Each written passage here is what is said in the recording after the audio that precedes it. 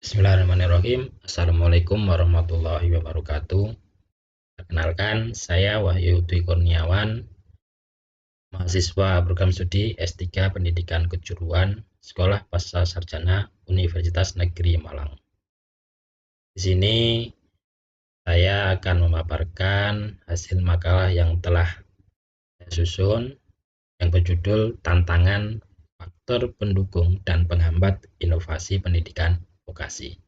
Makalah ini disusun untuk memenuhi tugas mata kuliah Manajemen Inovatif dalam Pendidikan Vokasi yang diambil oleh Bapak Dr. Samsul Hadi, MPD, MED. Konten dalam makalah ini ada 3 poin. Yang pertama yaitu pendahuluan. Di pendahuluan ini ada latar belakang, topik bahasan, dan tujuan. Yang kedua, teks utama. Ini ada 3 poin juga, yaitu tantangan inovasi pendidikan kejuruan. Yang kedua, faktor pendukungnya. Dan yang ketiga yaitu faktor penghambat. Yang ketiga, penutup. Ada 2 poin, yaitu simpulan dan saran. Dalam pendahuluan, latar belakang dari makalah yang saya susun dalam konteks pendidikan vokasi tentunya tidak lepas dari tantangan. Apalagi tantangan ini terkait dengan inovasi. Ini suatu hal yang krusial dan perlu segera ditangani secara efektif. Sebagai institusi pendidikan vokasi yang ada baik di nasional maupun internasional, tentunya mempunyai trik sendiri ataupun tips sendiri dalam mengarungi maupun mempertahankan pendidikan vokasi yang telah dikembangkan. Beberapa hal tentunya ini menjadi suatu hal yang sangat urgent, yaitu terkait dengan perubahan. Perubahan di sini ada beberapa ide-ide inovatif. Ini menjadi satu tantangan tersendiri karena di era yang sekarang ini semuanya sudah serba automation, maka perubahan-perubahan itu harus ditangkap. Selain itu, faktor pendukung dan penghambat inovasi pendidikan ini sangat beragam dan memiliki banyak perbedaan. Nah, di dalam paparan ini nanti akan dijabarkan apa itu faktor pendukung, apa itu faktor penghambat, dan jenisnya sangat beragam. Yang ketiga, memahami dan mengidentifikasi faktor tersebut, yaitu pendukung maupun penghambat, ini menjadi hal yang sangat penting dan menjadi isu krusial dalam pembuatan kebijakan. Di dalam topik bahasan, tentunya sesuai dengan judulnya, yaitu akan mengkaji tentang tantangan faktor pendukung dan penghambat pada inovasi pendidikan vokasi. Dalam tujuan makalah ini ada 3 hal penting yang akan dibahas. Yang pertama yaitu mengidentifikasi tantangan inovasi pendidikan vokasi.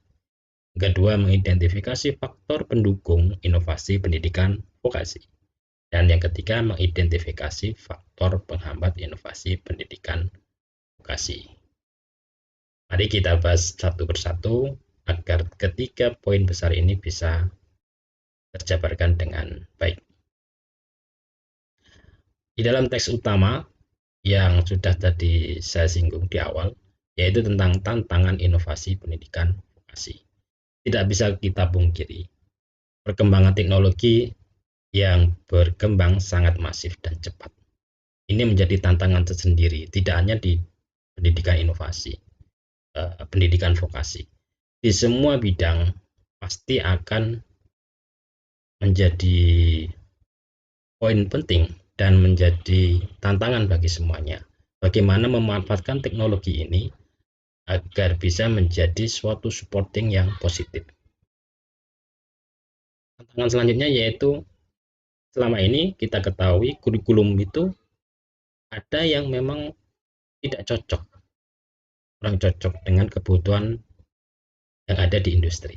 Nah, ini PR bersama, terutama di institusi pendidikan inovasi, pendidikan vokasi, inovasi-inovasi dibutuhkan. Bagaimana kurikulum itu nanti bisa sejalan dengan keterampilan yang ada di industri. Yang ketiga, ketidakpastian dan resistensi terhadap perubahan. Ini juga menjadi tantangan tersendiri bagi pengembangan inovasi pendidikan vokasi. Karena ke depan pasti terjadi banyak resistensi dan perubahan-perubahan yang terjadi selama ini harus disiasati dan harus dimitigasi dan bagaimana cara pengembangannya. Yang keempat, variabilitas kualitas program. Nah, ini yang juga menjadi poin terpenting. Selama ini institusi maupun lembaga pendidikan vokasi ada beberapa yang tidak seragam dan ini perlu diseragamkan secara nasional yang tertuang dalam di bawah naungan dari Kementerian Pendidikan dan Kebudayaan, pendidikan tinggi. Oleh karena itu, adanya suatu kualitas program yang seragam itu menjadi hal yang penting. Yang kelima, tantangan dalam evaluasi dan akuntabilitas. Evaluasi dan akuntabilitas menjadi hal penting karena suatu program, suatu lembaga, kalau tidak dievaluasi dengan instrumen yang valid dan tidak bisa dijalankan secara akuntabilitas, maka outputnya juga akan kurang baik. Selanjutnya, faktor pendukung inovasi pendidikan vokasi. Ada beberapa yang menjadi bahasan. Yang pertama yaitu faktor ekonomi. Faktor ekonomi ini bisa menjadi suatu pendukung dalam pengembangan inovasi pendidikan vokasi. Banyak di negara-negara Eropa maupun di Amerika, ini faktor ekonomi ini menjadi faktor pendukung. Sebagai contoh, dulu waktu terjadi krisis ekonomi, ini memberikan kesempatan dan bahkan memberikan pendorong perubahan. Strategi apa yang dibutuhkan dalam pendidikan vokasi sehingga meskipun dalam kondisi yang kurang baik ekonominya, tetapi pendidikannya akan tetap eksis. Selanjutnya yaitu faktor sosial. Faktor sosial ini dianggap pendidikan vokasi ini dianggap sebagai alat untuk meningkatkan keadilan sosial dan inklusi. Keberagaman masyarakat nasional maupun internasional, ini faktor sosial menjadi peranan penting karena dengan keberagaman ini harapannya banyak inovasi-inovasi yang nanti tumbuh, karakter-karakter peserta yang beragam, karakter budaya yang beragam, ini bisa menimbulkan suatu inovasi-inovasi yang pilihan. Selanjutnya faktor teknologi. Nah, faktor teknologi ini penggunaan TIK tidak bisa kita hindari, justru harus kita manfaatkan sebaik mungkin. Dengan adanya teknologi informasi dan komunikasi, ini bisa memberikan atau menyediakan cara baru untuk bagaimana mengajar, bagaimana siswa lebih intens belajar. Nah, ini poin penting yang sekarang sangat masif digunakan dalam dunia pendidikan vokasi. Faktor politik juga mempengaruhi dan ini menjadi faktor pendukung juga karena dorongan politik yang kuat dan ada faktor-faktor yang lain dan tentunya dengan terkait dengan kebijakan ini dari bidang politik dari atas ke bawah untuk mengatasi banyak hambatan karena hambatan-hambatan tertentu itu bisa teratasi dengan atau jalan dari bidang politik, maka faktor politik itu menjadi satu faktor pendukung inovasi pendidikan vokasi. Bukti penelitian ini juga menjadi faktor penting karena apa? Dengan hasil-hasil penelitian para peneliti yang menunjukkan bahwa adanya inovasi pembelajaran, adanya cara belajar peserta didik yang terbaru, ini akan menguatkan agar pendidikan vokasi ini bisa lebih berkembang. Nah, dibutuhkan hasil-hasil atau hasil-hasil penelitian yang nanti dijadikan sebagai rujukan dalam inovasi pendidikan vokasi. Konsensus pemangku kepentingan. Nah, ini Konsensus ini menyeluruh mengenai perlunya mencoba formula dengan suatu konsensus. Maka diharapkan apa? Ada formula baru yang memfasilitasi bahwa ini perlu dipakai, ini perlu digunakan. Sehingga sangat penting bahwa konsensus pemangku yang dilakukan oleh pemangku kepentingan ini bisa mensupport adanya inovasi pendidikan vokasi. Selanjutnya yaitu lembaga pendukung inovasi. Ini sangat dibutuhkan karena dengan dukungan dari beberapa lembaga yang terkait dengan pendidikan, khususnya pendidikan vokasi, ini sebagai supporting bahwa nanti dalam pengembangan inovasi menjadi lebih teratur. Selanjutnya sumber daya keuangan. Terkait biaya perlu kita bisa ketahui bersama, kegiatan apapun pasti butuh biaya. Inovasi pendidikan vokasi juga tentunya butuh biaya. Nah, biaya yang tersedia ini menjadi faktor support juga, faktor pendukung. Karena dengan tahapan inovasi mulai dari perencanaan nanti sampai pelaksanaan di lapangan sampai evaluasi pastinya butuh dana.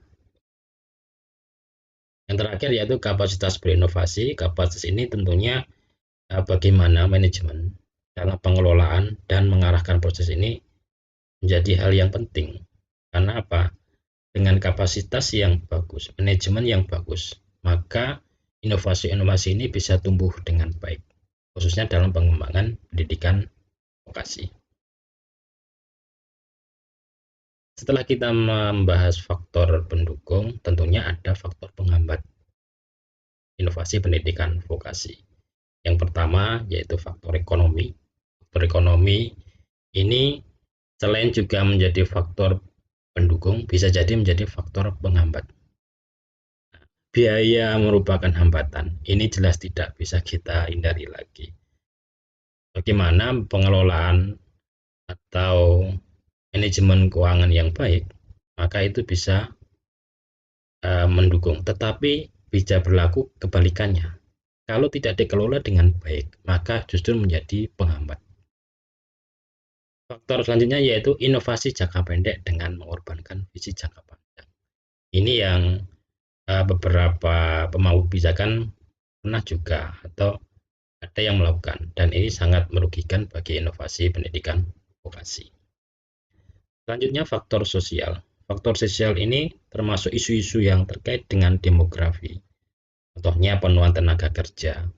Ini menjadi faktor penghambat juga. Karena apa? Dengan usia tenaga kerja yang sudah relatif menua, tanpa adanya regenerasi, ini juga bisa menghambat jalannya pengembangan inovasi pendidikan vokasi. Menyambung dengan faktor sosial yaitu tantangan demografi. Ini terkait tidak hanya dari tenaga kerja tetapi dari sisi pelatihnya atau trainernya. Ini juga mengalami penuaan dengan cepat. Kalau ini tidak segera diatasi, menjadi faktor penghambat juga. Oleh karena itu regenerasi menjadi suatu hal yang wajib dilakukan. Selanjutnya kurang kejelasan dan peningkatan kapasitas pemangku kepentingan. Banyak beberapa pemangku kepentingan yang tidak mengatasnamakan negara atau mungkin skala luas, tetapi lebih dalam kepentingan golongan maupun pribadi. Nah, ini kapasitas ini seharusnya diarahkan sesuai dengan tujuannya, yaitu untuk mengembangkan inovasi. Kalau ini tidak jelas dan kapasitasnya tidak dimaksimalkan, maka bisa menjadi penghambat. Selanjutnya yaitu kelelahan inovasi. Ini suatu hal yang alami, bahwa di dalam suatu negara, apalagi pergantian kepemimpinan, atau mungkin yang kita ketahui paling mudah ya kita alami bersama, yaitu pergantian menteri. Itu pasti akan berlomba-lomba bagaimana menghasilkan suatu semacam kayak inovasi, jadi kebijakan, kurikulum, perubahan dan sebagainya. Intinya ingin menunjukkan bahwa adanya hal baru. Nah, tumpang tindihnya ini kadang tidak substansi, ada sebenarnya sama, tetapi hanya ingin terlihat lebih berbeda, maka dibuatlah hal baru. Faktor politik ini juga menjadi penghambat, karena faktor politik ini yang menghasilkan kebijakan-kebijakan jika pelaksananya tidak sistematis dan saling tumpang tindih yang bertingkat, ini juga sangat menghambat jalannya inovasi pendidikan vokasi. Selanjutnya, tata kelola. Tata kelola ini yang menuju otonomi dan devolusi. Ini kalau tidak dikelola dengan baik, maka juga akan menghambat inovasi pendidikan vokasi. Selanjutnya, tradisi agenda reformasi. Agenda reformasi dari tahun ke tahun sudah digaungkan, tetapi dengan perubahan-perubahan yang terjadi pada pemimpinnya, tentunya ada beberapa kebijakan yang saling bersaing dan bahkan tumpang tindih. Ini yang tidak kita harapkan, karena kalau ini terjadi pasti akan menghambat, ya, menjadi salah satu faktor penghambat inovasi pendidikan vokasi. Terus kurangnya konsensus dalam hal ini yaitu dalam hal implementasi.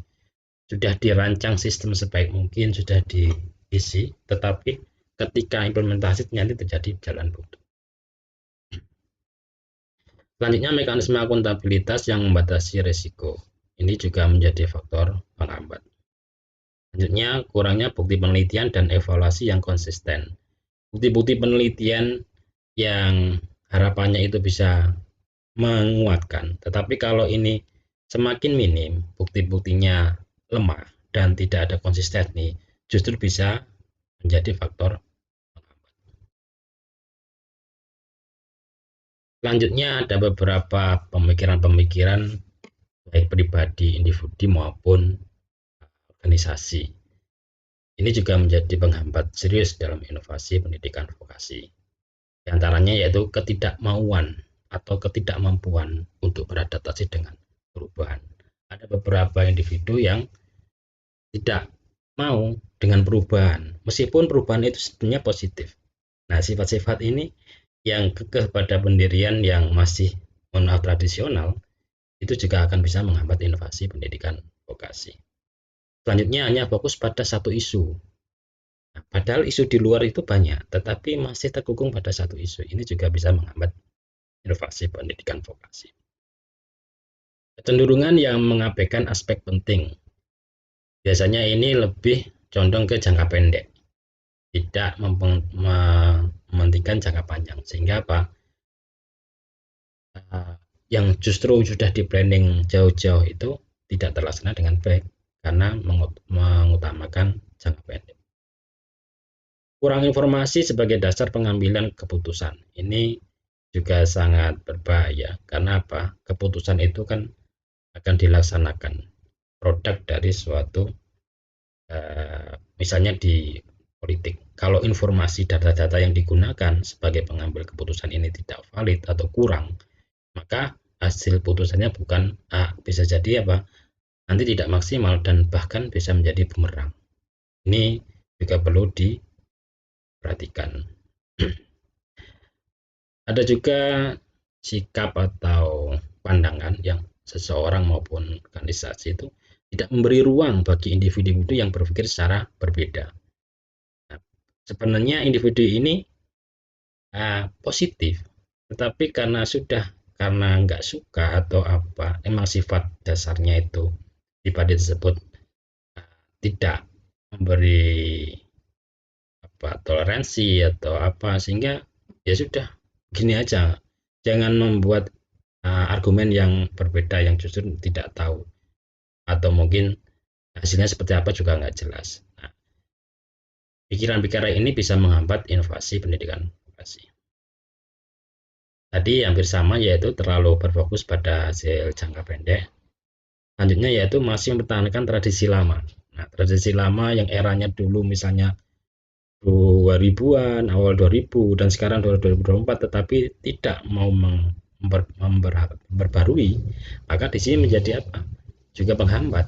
Karena apa? Masih menggunakan pola-pola lama. Selanjutnya kebijakan perekrutan yang kaku. Nah, pemangku kebijakan atau mungkin dalam hal ini mau kepentingan yang punya wewenang, jika terlalu kaku, tidak fleksibel, maka apa? Nanti ya hasil yang diperoleh juga tidak bisa diandalkan. Karena apa? Perekrutannya terlalu kaku. Selanjutnya, struktur organisasi tidak transparan. Nah, jika struktur ini tidak transparan, nanti kesulitan bagi mitra yang ingin bekerja sama. Harus kemana nih? Bagian mana yang harus ditemui? Kita punya ide-ide bagus terkait dengan pendidikan vokasi, tapi strukturnya tidak transparan. Ini sangat menghambat inovasi. Selanjutnya, penerapan praktek akuntan korporat yang kaku, akuntansi. Nah, ini juga menjadi hal penting, biasanya terkait dengan pertanggungjawaban keuangan yang sangat-sangat birokrasi yang menyulitkan adanya mitra-mitra untuk bekerja sama, itu juga bisa menghambat jalannya inovasi. Selanjutnya, proses pengambilan keputusan dalam suatu organisasi tidak transparan. Jika suatu organisasi tidak terbuka dan hanya dipegang pada seseorang atau one man show, ini sangat merugikan organisasi tersebut. Karena apa? Keputusan-keputusan itu bukan berdasarkan diskusi bersama, tetapi apa? Berdasarkan pandangan personal. Ini juga bisa sebagai faktor. Struktur dan proses birokrasi dalam suatu organisasi menjadi tidak efisien dan efektif. Ini tentunya menjadi salah satu dampaknya. Jika tidak transparan, tidak akuntabel, maka apa? Ya pasti jalannya organisasi tersebut, khususnya dalam bidang pendidikan vokasi, bisa tidak efisien dan tidak efektif. Ini masih rangkai, yaitu struktur dan proses birokrasi yang tidak efektif. Selanjutnya, infrastruktur yang tidak mendukung tujuan. Infrastruktur ini dikembangkan agar mensupport tujuan, prosesnya sampai hasil akhirnya itu harapannya sama. Tetapi kalau tidak sesuai, bahkan tidak mendukung, tidak mencapai tujuan, menjadi penghambat. Ini menjadi perhatian yang harus diantisipasi. Selain itu juga tidak mengintegrasikan kemampuan dan sumber daya yang dimiliki. Padahal sumber dayanya sebenarnya mampu, tetapi kalau tidak mampu dikemas atau diintegrasikan dengan baik, maka apa? Ya menjadi penghambat juga. Lanjut, proses pengambilan keputusan dipengaruhi oleh kepentingan politik internal. Ini ambil yang tadi tidak transparan, tapi ini lebih cenderung ke politik internal. Di akhir bahasan, yaitu di poin penutup, saya memberikan simpulan bahwa dalam pengembangan inovasi pendidikan vokasi, inovasi ini menjadi hal yang sangat penting. Karena apa? Untuk memastikan relevansi dan efektivitas program dalam memenuhi kebutuhan pasar tenaga kerja yang terus berkembang. Tanpa adanya inovasi, maka pendidikan vokasi akan tenggelam. Oleh karena itu, inovasi-inovasi dibutuhkan. Orientasinya apa? Karena ini terkait dengan vokasi, maka pemenuhan kebutuhan tenaga kerja harus sinkron. Di sini kebutuhan dari industri mintanya A, maka inovasinya harus mengarah ke A. Jangan justru ke B dan seterusnya. Selanjutnya, untuk mendorong inovasi dalam bidang pendidikan vokasi, ini penting untuk mengidentifikasi dan memanfaatkan tantangan serta pendorong. Jadi tantangan dan pendukung tadi itu harus diketahui dan harus dikembangkan dan dimanfaatkan sebaik mungkin. Tetapi jangan lupa sambil mengamati penghambat yang ada. Jadi tidak mengampaikan penghambat. Justru dengan penghambat ini ditutupi dengan pendorong dan tantangan yang positif. Adapun saran yang bisa kami sampaikan, yaitu dalam pengembangan inovasi pendidikan vokasi perlu membangun budaya terbuka terhadap perubahan. Perubahan ini akan terus berjalan. Maka kita perlu tanamkan bahwa dan kita budayakan, dan harus terbuka dan harus menerima adanya perubahan. Asal perubahan itu positif. Terus meningkatkan keterlibatan stakeholder. Stakeholder ini sebagai mitra, maka harus ditingkatkan keterlibatannya dalam proses pendidikan. Selanjutnya, mengoptimalkan sumber daya dengan mencari sumber pendanaan alternatif. Jadi terkait dengan anggaran, jangan tertumpu pada satu poin, tetapi ada banyak alternatif yang bisa dipakai agar jika di sumber satu itu terhambat, bisa pakai sumber yang lain. Selanjutnya, menyederhanakan struktur birokrasi. Struktur birokrasi yang panjang, rumit, bertele-tele itu perlu kita pangkas. Harapannya apa? Dengan struktur yang ringkas, itu bisa memberikan efek yang positif. Dalam hal ini apa? Dalam pengembangan dunia pendidikan vokasi, inovasi, kalau ada mitra kerjasama itu bisa mudah untuk dirangkul. Selanjutnya, peningkatan program pelatihan untuk pendidik. Pendidik ini perlu adanya update dalam bidang keterampilan, baik keterampilan pedagogiknya maupun dari keterampilan skillnya. Nah, oleh karena itu perlu ditingkatkan. Pemangku kebijakan perlu memastikan adanya standarisasi kualitas program pendidikan dengan standarisasi yang ditetapkan dan ini sudah tervalidasi. Hingga harapannya apa? Nanti lembaga-lembaga institusi yang terkait itu bisa mudah untuk mengukurnya karena sudah ada standarnya. Terakhir, tentunya membangun sistem evaluasi dan akuntabilitas yang efektif. Dengan sistem yang akuntabel dan evaluasi yang berjenjang, harapannya maka lembaga pendidikan vokasi dan tentunya ini bisa mensupport adanya inovasi pendidikan vokasi. Demikian paparan makalah dari saya. Mohon maaf jika ada kekurangan. Terima kasih. Saya akhiri. Assalamualaikum warahmatullahi wabarakatuh.